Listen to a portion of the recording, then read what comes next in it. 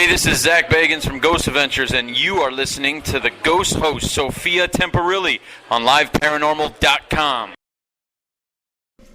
Today, we welcome back Travel Channel's Haunting in the Heartland host investigator and Haunted Saginaw director STEVE Shipppy, and Travel Channel's The Holzer Files psychic medium automatic writing communicator Cindy Kaza is both promote Ed Gein, the Real Psycho, debuting on Discovery Plus last night, April 9th. Everyone visit HauntedSaginaw.com at The Real Prozac, MediumCindyKaza.com at MediumCindyKaza, at CindyKaza, and at Discovery Plus. Make sure to go check it out and subscribe to watch all of their exclusive and original new content. Let's welcome them both back into the show. Hey, how you guys doing? Thank you both so much for coming on today and coming back on the show. Congratulations on the Ed Gein, the Real Psycho episode and, storyline on Discovery Plus. Thank you. Thank you so much. What was it like for you guys to be, a part of such an infamous case as the Ed Gein case? Did you guys feel kind of just a sense of responsibility to the victims and the family members alive? It's one of those cases where first, most people know who Ed Gein is, right? So many horror movies have been made, about his life and the things that he did. And going in as a psychic medium and investigating this case, you have to handle it with kid gloves, because I think it would be very easy for people to just say, oh, he was possessed by a demon. It's like, no, mental illness is real, and that doesn't make him possessed by a demon, and really feeling into, like, what is happening in this case, what happened. And so I think that, we had to be responsible and really careful and really feel into what is really going on here, because otherwise it just would have been disrespectful to the community, to the victims, and to everybody. So I was very mindful of that walking into that case, for sure. Yeah, I couldn't agree more. And I guess, from my standpoint as an investigator and as a documentarian, we wanted to make sure that we were very gentle with the community. People will see when they watch Ed Gein, the Real Psycho. We did go to the local cemetery to try to gain some more information. The wounds aren't healed out there in Plainfield, and some of the locals were a little bit upset by our presence, and we can understand. They not sure what our intentions, may have been, so we left. And, we were very mindful the whole time, basically from every vantage point, to be respectful to both the victims, the community, and to take all things into consideration. Well, it's great that, you both went in like that. I'm sure it was especially, kind of hard for you, Cindy, just based on what you pick up and feel as a psychic medium. How were you both initially approached to be a part of this, and what was it like knowing that it was going to be exclusive to Discovery Plus? Well, as far as I'm concerned, my end of it, I was contacted by an individual and a producer, and they said, listen, we've got a really hair-raising case coming up. Your name keeps coming up. We think that you might be the investigator for this. Do you know who Ed Gein is? And then instantly I just started rattling off a bunch of facts about Gein, because I've studied him quite a bit. And, right away they said, okay, we kind of thought you would be the guy for this.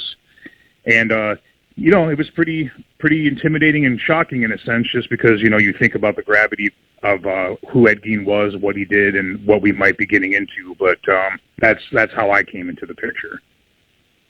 Yeah, and it was similar for me, where I got a call from the network saying, we have this case. Would you be interested in doing it? And I think that they were like, are you sure you want to go into something so dark? And I was like, yeah, it's. I know Ed Gein as well. Did I know all those details? Definitely not. I definitely hadn't studied Ed as much as Steve. But, it's one of those cases where, as a psychic medium, you really have to think about, do I want to put myself into the energy of this case or not? And, it was challenging for me, but I think that it was an important case to go in, to investigate, because I think there's a lot of things that are spread around about people, especially Ed Gein. I think Steve can probably speak more to this than I can, but I feel like we did a good job, bringing forward some of the facts, right? Would you say that, Steve, and kind of dispelling some of the myths?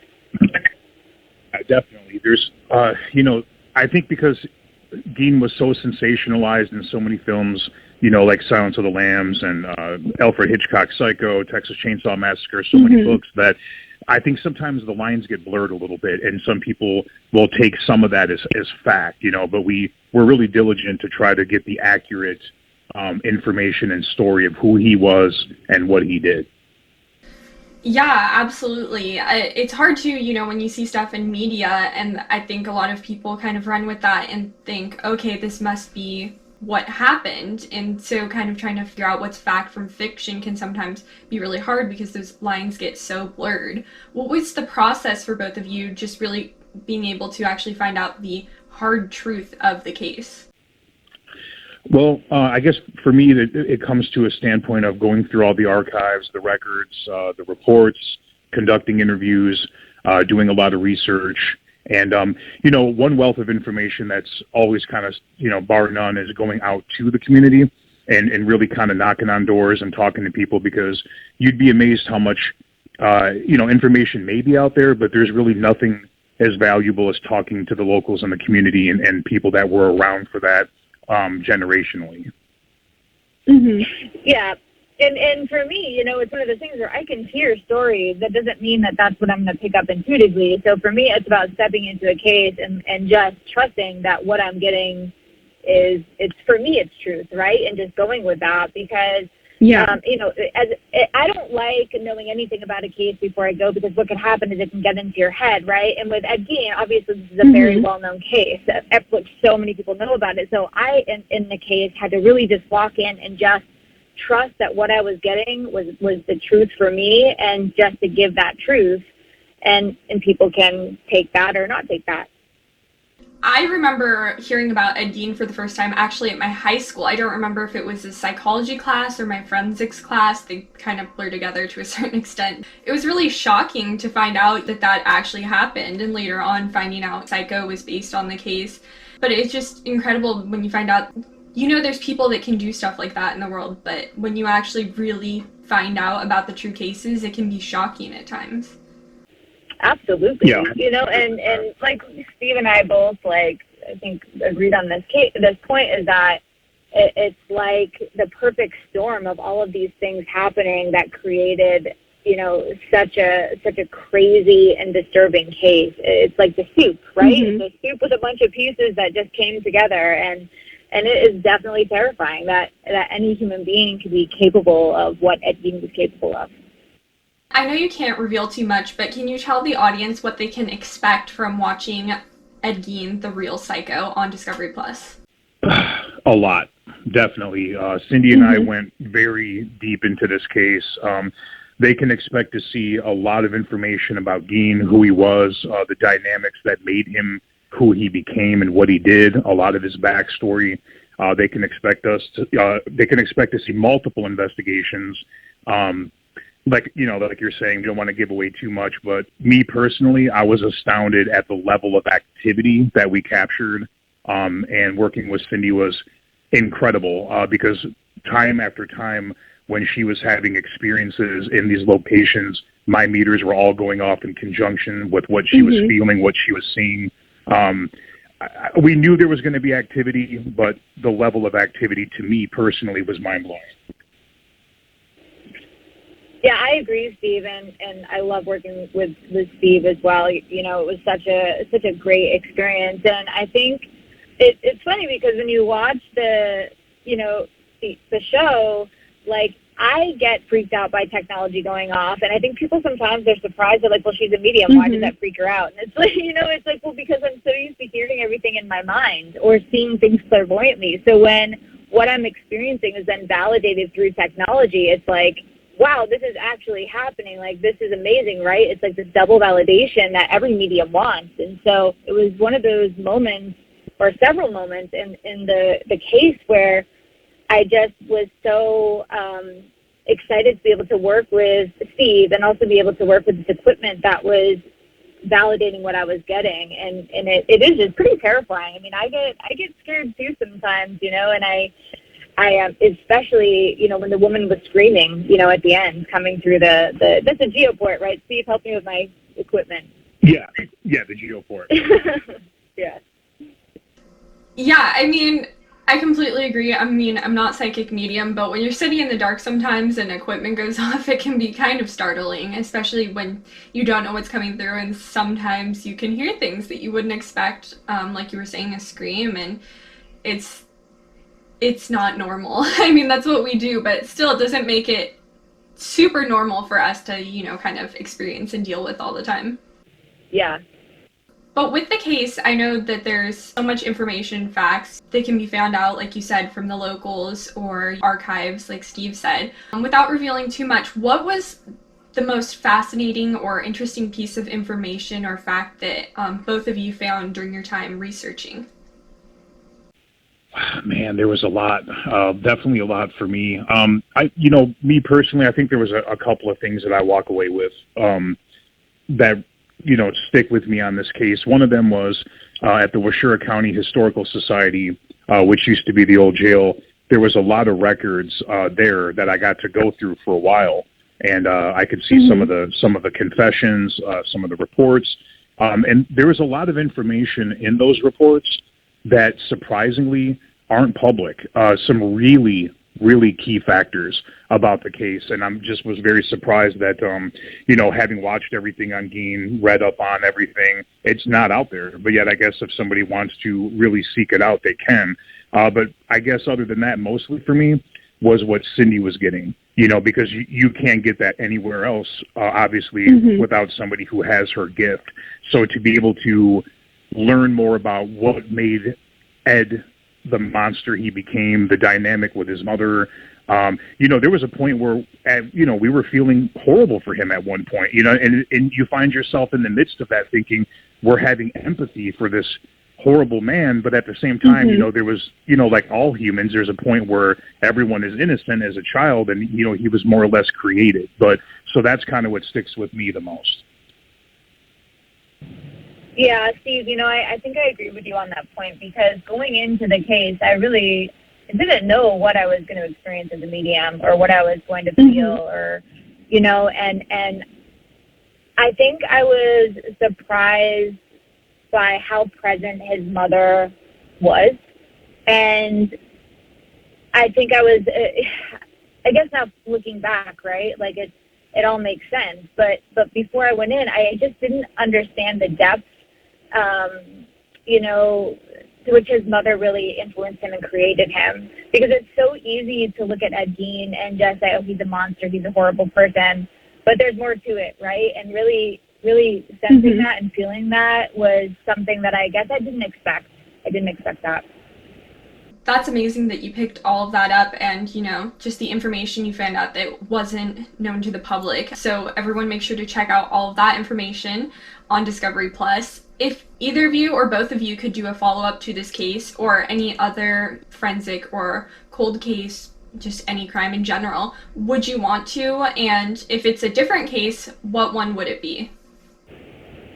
There's a lot of cases. With Steve anytime. Yeah, I completely agree. Yeah, working with Cindy on any case, 100%. It's interesting. I've done a lot of interviews lately, and a lot of people have been asking me, is this something that you're trying to pursue all the time now? Or are you guys, or singly, are you guys going after serial killer cases? But and not trying to speak for Cindy, but I don't really think either of us got onto this case because of Gein specifically, or trying to go after cases that involve serial killers. But, it was very interesting. I've never done a case surrounding an infamous person. Would I do it again? If we could help the community, if all the situation was right, possibly. But I'm not necessarily looking to only explore those type of cases. Yeah, I agree with you, Steve. I mean, I would work with Steve in a heartbeat. I think if I could give a case that I would love to explore would be Jack the Ripper. Like, I think that would be a really interesting one to explore. But I certainly wouldn't limit it to just serial killers either. Yeah, well, Jack the Ripper is definitely an interesting case. It's still, there's so many theories surrounding it, but it's also still largely unsolved with people thinking they know who actually committed the crimes. No one's actually been set in stone for this is the exact killer as Jack the Ripper. So, you know, with Ed Gein, at least you know, okay, the start and end is with him, but with Jack the Ripper, there's still so many unknowns. I'm going to say, you know, that's an interesting point, right? Because a lot of unknowns, nobody really knows who did it. And when you dive into that and start uncovering things, you're like, oh no, am I accusing? Like, you can see all these impressions. You're like, I definitely wouldn't want to accuse the wrong person. Or, you know, because I think a lot of people misunderstand sometimes how impressions work for psychic mediums. Like, we can see, feel, hear, know things, right? And it can be like we're getting little breadcrumbs or pieces of the puzzle. And until you have the validation and you start really digging deeper, I mean, I don't know. I think about it, and I can only imagine all the things that could come out and all the twists and turns, right? I mean, it would be fun. It's really amazing, you know, that you can pick up on stuff like that. Well, thanks. I really feel, honestly, like honored to have been able to work on this case and work with Steve and to work with the spirit world. You know, I don't take it for granted. So thank you. Yeah. Well, absolutely. And I know we've talked a lot about the Ed Gein case, which everyone should also check out on Discovery Plus. Make sure to subscribe and watch all of the original content they have on there. But let's talk a little bit about both of you as investigators, for anyone listening who doesn't know or just wants to know more about you. Let's start off with you, Steve. What initially started you as a paranormal investigator, or really kind of drew your interest into wanting to investigate? Sure. Well, I grew up in a house that was haunted when I was a kid, and you know, a lot of information there. But at the end of the day, that's what started the journey for me. You know, and I kind of think that there's kind of more or less two ways you can go. I feel like when you have a paranormal experience, it probably even maybe more so at a younger age. When something like that happens to you, or happens to you repeatedly, first of all, you question everything. It changes your outlook and your perspective on the world, and you can either run away from that and want absolutely nothing to do with it and hope it, you know, never happens again, or I think it leaves a kind of a burning desire in you to find out why. What is this? How could this be? And I guess for me, you know, that's what happened. Yeah, I lived in a haunted house too when I was younger, and those experiences really do change you as a person. I mean, when you can experience something that not everyone else can, I mean, someone lives in a house, it's completely normal, fine, everything's regular. But when you live in a haunted house, it really does change your perspective on the world and just wanting to know what is actually out there, what's causing this. And, you know, you kind of wonder, why am I the one experiencing it?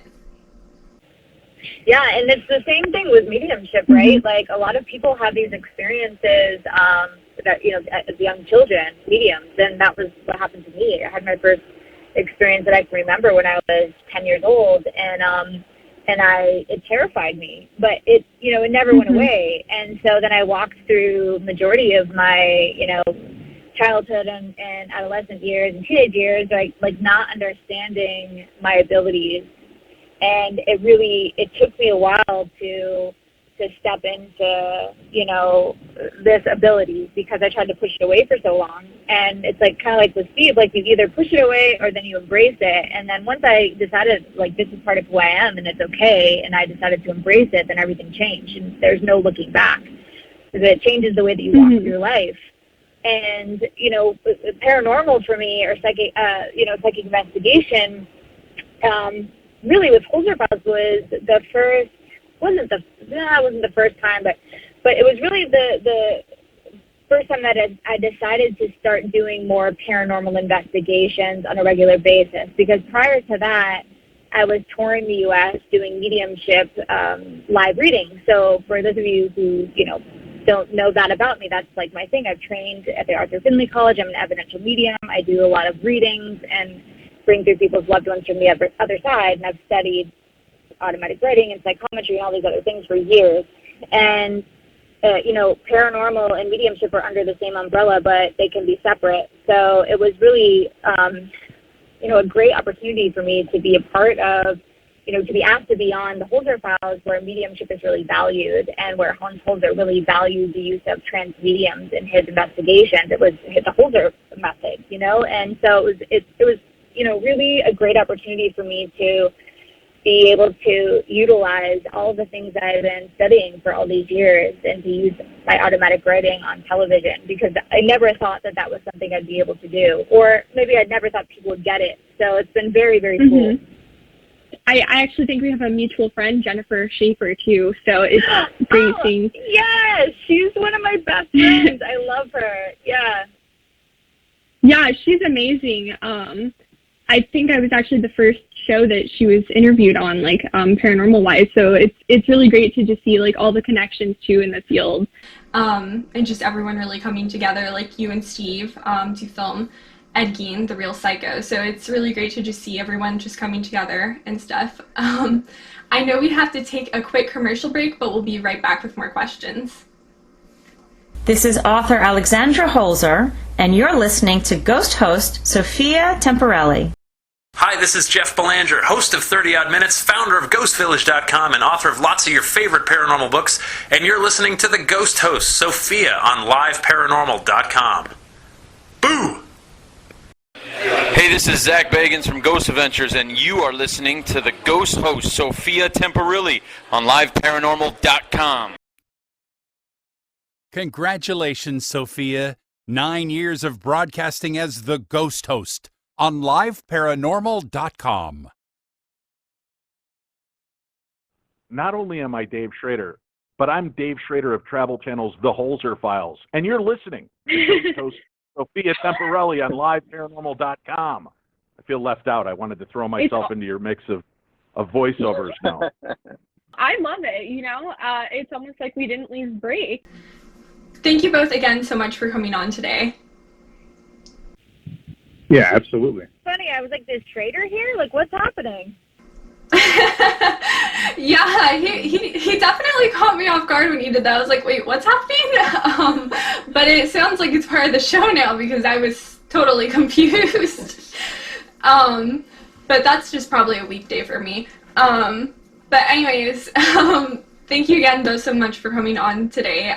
Steve, can you tell us a little bit about Haunted Saginaw that you made a while ago, but where people can find it and just a little bit about it? Yeah, sure.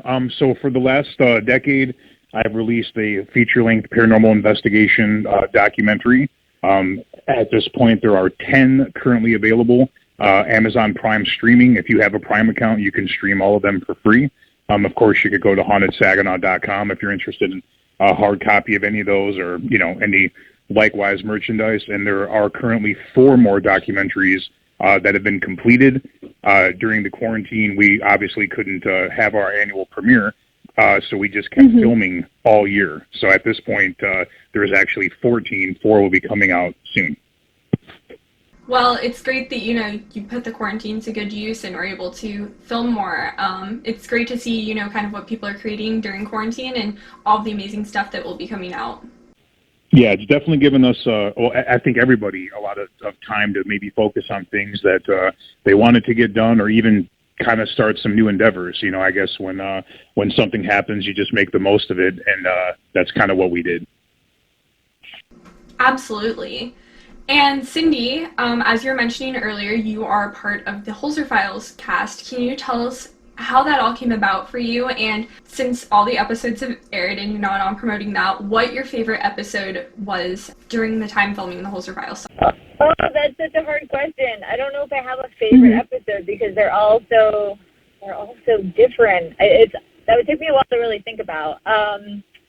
Let's see, how did Holzer Files come to be? So, I was basically asked if I wanted to be a part of the show called The Holzer Files, and it's kind of embarrassing, but it's the truth. I didn't know who Hans Holzer was before I was asked to be on the show, which shows me how, detached I am from the paranormal community, right? And so when the producers were explaining to me, the concept of the show, I was like, wow, that sounds really, really cool that I get to go investigate these cases all these years later where mediums had been prior and see if our evidence, matches up and what's going on now based on what was going on in the 50s and 60s. And I love the historical aspects of the Holzer Files because it's, you watch the show, there's paranormal investigation and mediumship involved, but you're also learning something about, U.S. history and, and Hans did cases all over the world, so he didn't just, work in the United States, but, there's that aspect of the show as well, which I think is very cool. But my favorite episode, like, honestly, I don't know. I mean, I think the Queen Mary was a pretty cool episode. I loved that one. Franklin Castle was a cool episode. I mean, I know I'm on the show, but I kind of like all of our episodes, Well, that's good, though. Yeah, like, they're also different. And so if you guys haven't seen Holzer Files, you can check it out on Discovery Plus. Season 2 just finished airing, so you can binge watch 1 and 2. It'll be fun. Have some popcorn and watch every episode like 5 times because we want a season 3. So. And I agree, the Queen Mary, I mean, it's an amazing location. How could you not put it on a list of favorites? I mean, there's so much activity there, and you really never know what you're going to get. It's true, and I think we really uncovered, like, evidence that we really didn't expect to uncover, because there's so many stories that people know about the Queen Mary, and we went in and had a totally different experience. So I think even if you've seen episodes done the Queen Mary, I think we brought something totally new to the table. And were you able to go into the pool area for people who haven't seen the show but know about the Queen Mary? Yes. So we were able to go into the pool area. And prior to filming for the Holzer Files, I'd only been to the Queen Mary one time before, and we were not able to go into the pool area because it was closed. So we, for the Holzer Files, had the entire ship to ourselves, which was crazy. There was nobody else on the ship but us, and that's, because of COVID. So it was a really unique experience and a very rare opportunity that I don't know that anybody else will be able to have. Just out of my personal curiosity, did you happen to see kind of like a shadow man in the pool area? I didn't see a shadow man in the pool area, but I think, I wonder, I think Dave or Shane, so much stuff gets, we film for hours and hours and only certain clips make it in, but I honestly feel like Shane did. I feel like Shane had an experience. I have to ask him, but I'm pretty sure Shane did. Yeah, I mean, I've seen a shadow man in the pool area since I was little, and he's a pretty intense spirit. So yeah, I don't really have much more to say about him. He's kind of creepy. Yeah, there are a lot of spirits on that ship for sure. And do you think that since it's currently semi-abandoned, I mean, it's not abandoned, but empty due to COVID, do you think that increased the activity while you were there? That's a really good question. Here's what I think. I think the activity is always there, right? But I feel like because so many people go there with the expectation of seeing certain spirits, or they're very focused on seeing certain spirits, like, other spirits just kind of get left in the shadows. And so when we're going in, just being open, and there's nobody else there, these other spirits that maybe people aren't paying much attention to are, like, full on, full force. So I always try to tell people, think of the other side, communicating with spirits. Think of being over there yourself, and imagine that nobody's listening to you, and all you want to do is tell your story. And the more somebody doesn't listen to you, the more frustrated you become. And then you start to get really kind of pissed off, right? And so I felt like we were, like, tapping into those spirits that people had been ignoring. And that was interesting because the activity was really strong. Yeah, I mean, there are so many spirits on that ship with all the history. And Steve, I also feel like that's a really good question for you, since, you said you filmed during COVID. Do you feel that places like the Queen Mary that are empty since the pandemic, do you feel that increases activity at specific locations? I think it most certainly could. I think that any time that there's a dramatic change, it could affect the level of activity. When you're talking about a ship like the Queen Mary, how many thousands of people, I guess, per month, how many people per year are going in and out of that place. So I think, the spirits are used to a certain dynamic, and when all of that kind of stops, I certainly think there would be more activity. Plus, they kind of end up having free reign of the location as well. And then when somebody kind of comes in, then yet again, that's another disturbance. And then me personally, I would think that, with all the fear and anxiety and stress and everything that happened in 2020, I think even just kind of all that energy probably does affect the spirit world, I would think. Yeah, I and agree also, with you, Steve. Oh, go ahead. Well, I was just going to say, I agree. You know, the collective fear that's happening right now in the world, right? It's its own energy. It creates its own force, which can really kind of, ramp up, paranormal activity. So that's an important thing to think about with all of the things going on right now. As a collective, the energy that we're creating is really powerful. Yeah, I mean, it also just got me thinking too, some spirits, like people who are alive right now, don't necessarily like being around others. So it makes you wonder if after the pandemic, with ghosts having kind of had time to get used to the emptiness at a location, if they'll become more active and territorial once people are able to start revisiting locations.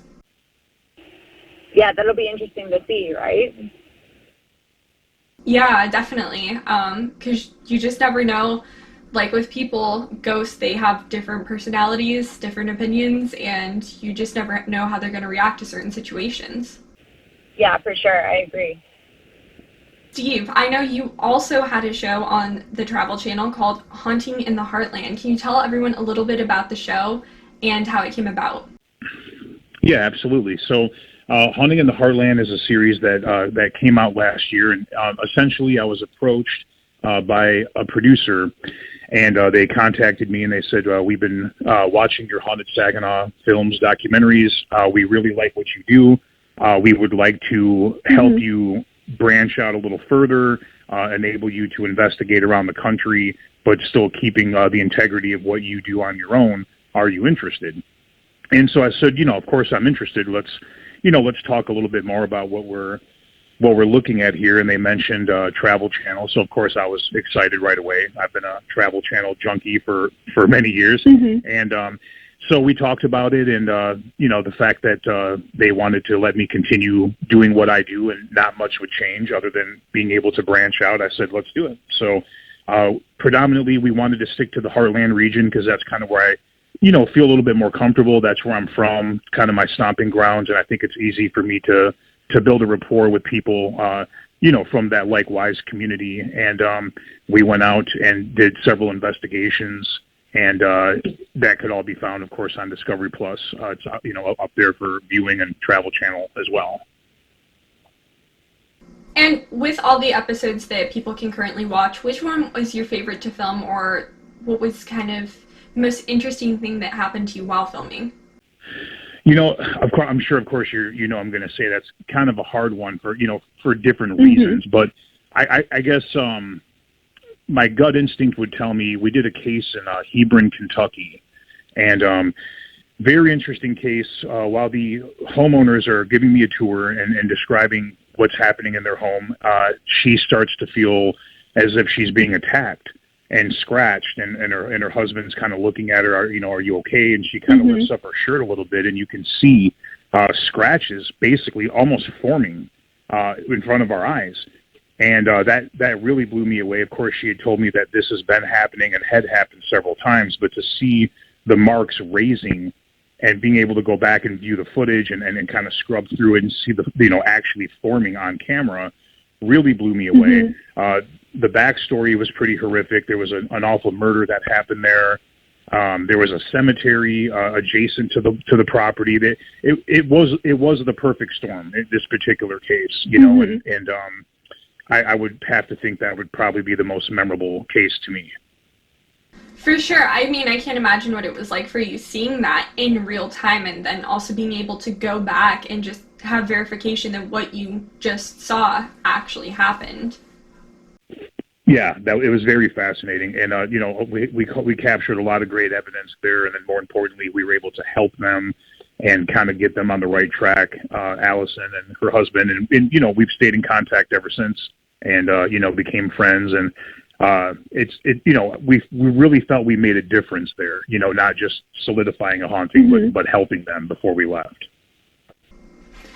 And it's really good that you were able to find that closure. But with the episodes that you filmed, were there any cases that you felt like needed a follow-up or extra time spent investigating? Yeah, definitely. Yeah, there were a few cases that were pretty dark. that I didn't really know whether I myself could help them to the level that they needed help, but all you can do is, you stay in contact with them and find out, is it still happening, and just refer them to people that you trust, and just let them know that always vet people before you bring them in your home and turn them loose on, either investigating or cleansing or, anything of the sort. And Cindy, I know earlier you were talking about, how you discovered your mediumship. What were kind of the steps you took to develop it, and what advice would you give to others wanting to develop their mediumship? Yeah, so, I've been a student of mediumship for many years. I guess I really started diving in and studying mediumship diligently in 2008, which means I made it it's like college, right? That's how I kind of approached it. Yeah. Although I've been always interested in mediumship ever since I was younger. But I went to the Arthur Findlay College, which is in Stansted, England, on and off for about 5 years. I've studied in the Netherlands. I've studied in the U.S. Then, I really started exploring different cultures and traveling the world and learning from different healers to understand how mediumship is viewed cross-culturally, because I think that that's important. A lot of mediums tend to experience the other side based on how they, grew up and based on the culture which they were raised in. And so I really made it a point to try to understand how different cultures see spirits and experience the afterlife. And I consider myself to be a constant student of mediumship. And anybody that's interested in developing their mediumship, go out there and just do it. Read books, take classes, because I think that there's a large misconception by the general public. They think that mediums just see dead people walking around and have conversations like I'm having with you, and that we should never misinterpret anything, and that's just not the case, right? That's not how it works. And, I always kind of describe it as like playing Pictionary, charades, and telephone, because we see, we feel, we hear, we know, sometimes we misinterpret an image, so there's a lot more to it than what you see on the Sixth Sense. And I always say, man, I wish it were that simple where I could see a dead person like I'm looking at my friends and have a conversation like I'm having with you.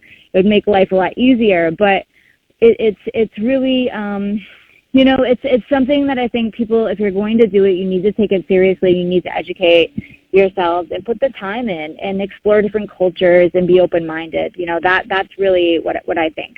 So. Well, that's great advice. And Steve, what advice would you give to anyone wanting to become a paranormal investigator or learn more about the paranormal? Well, that's a big one. I guess I would say don't, first of all, you have to go into it very open-minded. Never think you know everything. You're always evolving. You're always learning. Like Cindy said, you're always going to be a student of this. This is something that we don't know that we'll ever have all the answers. And I guess once we do, we're on the other side of that veil. But you got to be very careful, especially when you're dealing with people, families, homes, property. You want to never, don't instigate things just to get activity and walk away. You got to care about the people that are living there, that are going to stay there once you're gone. Be very humble, respectful, cautious, careful, spiritually guarded. Go into things with the best intention that you can. Leave things with the best intention that you can, and just keep growing. And know what you're getting into, and accept that a lot of things can come with that. And I know we're coming towards the end of the show, but are there any websites, upcoming interviews, or events that either of you would like to mention? Cindy, what do you got on the docket right now? Oh, yeah, thanks. I don't have anything on my website as far as events go because of COVID right now. I'm not touring. But I am doing a lot of teaching on Zoom. I'm doing events on Zoom. So I post all of my Zoom workshops to my social media. So you can find it at Medium Cindy Kaza on Facebook. I post on Instagram, Cindy Kaza. It's actually Cindy Kaza on both. And so you can find links when I post classes. You can sign up. I'm teaching beginners mediumship. I'm teaching advanced. I'm doing mentorships. I'm doing a lot of different stuff. So that's where you can find me. And you can go to my website, mediumcindykaza.com, to read my bio and stuff like that. But largely I've been more active on social media since COVID. And how about you, Steve? Yeah, I guess for me right now, I mean, of course, HauntedSaginaw.com is my official website, but where I've been putting a lot of my energy and time actually is Patreon. Patreon.com/Steve Shippy, and people that become patrons of mine, they can select a tier that works for them, and I'm releasing exclusive paranormal investigation episodes on Patreon. So currently, if you sign up right away, you can access 40 investigations exclusive to Patreon, and every 2 weeks we release a new one, anywhere between 40 minutes to 1 hour long. Well, thank you both so much for coming on today. Everyone, again, make sure to check out Ed Gein, The Real Psycho on Discovery Plus. And yeah, thank you both again, and I hope you have a great rest of your weekend. Yeah, You for too. sure. Thanks so much for having me back. Well, you're welcome back anytime if you have anything you need to promote. So yeah, the show's always open to both of you. Okay, Thanks so much. Have a great weekend. Thanks. Bye, guys. Yeah. Bye. Steve and Cindy were such great guests. I want to thank Discovery Plus and Travel Channel for making this show possible right now. Thank you to everyone for listening. The show definitely would not be possible without all of you, and I will talk to you guys again next week. Bye.